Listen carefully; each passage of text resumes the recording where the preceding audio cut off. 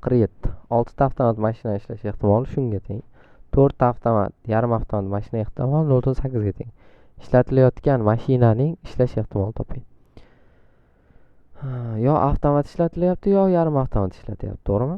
Demak, agar avtomat ishlatsa 6 ta, ya'ni 10 ta mashinadan jami 6 ta avtomat ishlatilsa, bu har bittasi 0.95 dan bo'ladi. Xo'p, buni hisoblasak 0.6 ko'paydi 0.95. Demak, 0.6 0.95 ko'paytirsak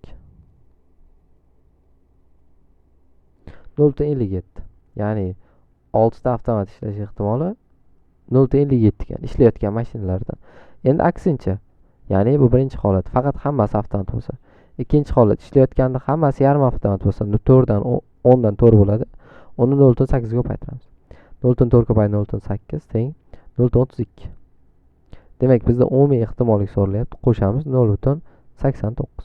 Demak, ishlatilayotgan avtomashinaning, ya'ni mashinaning ishlash ehtimoli 0.89 ekan. C varianti.